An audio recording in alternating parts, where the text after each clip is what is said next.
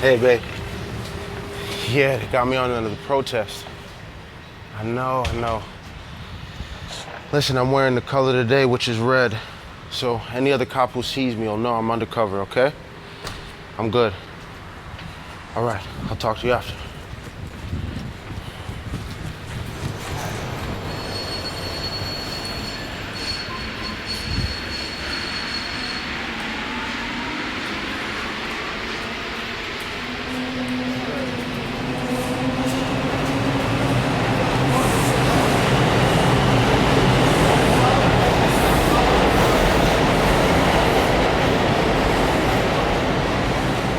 Going to the rally? Yeah. Color of the day. No, I'm glad to be out here tonight. We need to get things in order out here. Make things right. Tell me about it. I'm tired of this bullshit. I've been out here 6 nights straight. It's getting worse if you ask me. Definitely. Some serious thugs out here. Criminals. Need to arrest a whole lot of them. Where are we gonna put them? Jails is full. Execute them for all I care. Hell, barbecue them. They pigs, ain't they? Pigs? You protesting? I thought you were on the job. I look like 5-0 to you? You bugging. You're wearing the color today. I guess I didn't get that memo. Pigs? Really? It's like you said. It's getting worse on these streets.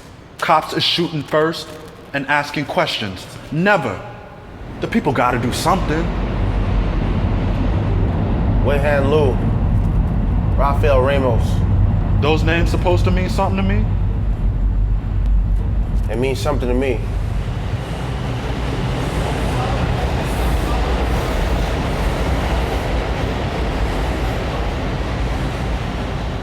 Two officers. Good men out the 8-4. December 20th, 2016, shot and killed while they sat in their patrol car.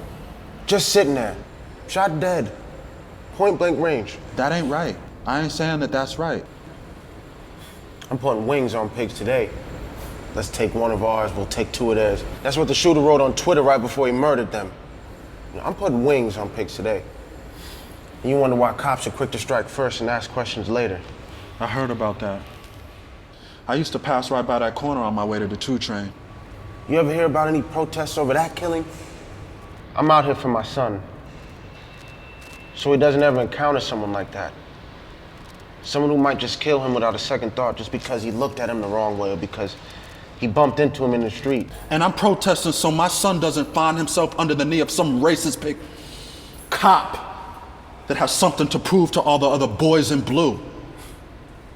That's how my father died. From a cop? From some punk on the street. He spilled a cup of coffee on a girl right there in Church and Flatbush. Her boyfriend shot him dead. I mean, he didn't even give him a chance to apologize. You know who was there for me that night? The NYPD. A cop named Franklin helped me that night. Made me want to be a cop. It ain't always like that. You know that better than anybody. It ain't always like that. I done lost mad friends from a police bullet, and their names never make the news. And now, with the eyes of the world on the cops, what do y'all do? Shoot tear gas at people? Hit them with clubs? Push an old man down and walk right by while his blood spills on the street and paints the sidewalk red? You know what? Y'all gangsters. Y'all real gangsters. Not the cops I know, not me. Not the cops you know. They in my neighborhood 24/7 and I don't know none of them. Because they got their badge numbers covered with black tape. Who does that? Somebody who is so ashamed of what they about to do that they have to hide that identity before they even step out on the street. You know what it's like working a peaceful protest? You ever had hundreds of people screaming at you, call you names, insult you while you just stand there? Son, I had a white woman 6 inches away from my face screaming, "Black Lives Matter" at me like she's educating me about something I don't know. I'm pretty sure that was Karen. Look, I don't know who invited her. I just know it wasn't me. But then there's the bricks. There's nothing to smile about when a brick smashes into the back of your head from some punk who doesn't have the courage to stand behind what he's doing. Some punk who attacks from inside a crowd.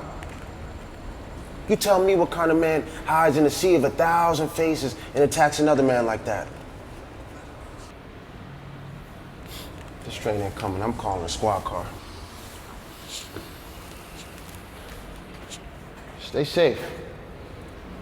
You too, brother.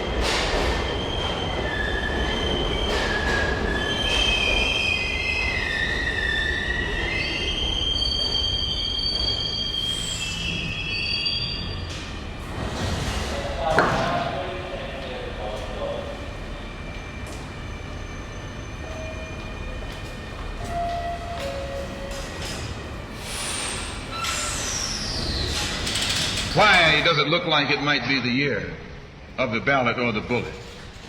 Because Negroes have listened to the trickery and the lies and the false promises of the white man now for too long. And they're fed up. They've become disenchanted. They've become disillusioned. They've become dissatisfied. And all of this has built up frustrations in the black community that makes the black community throughout America today more explosive than all of the atomic bombs the Russians can ever invent. Whenever you got a racial powder keg sitting in your lap, you're in more trouble than if you had an atomic powder keg sitting in your lap. When a racial powder keg goes off, it doesn't care who it knocks out the way. Understand this, it's dangerous. And in 1964, this seems to be the year.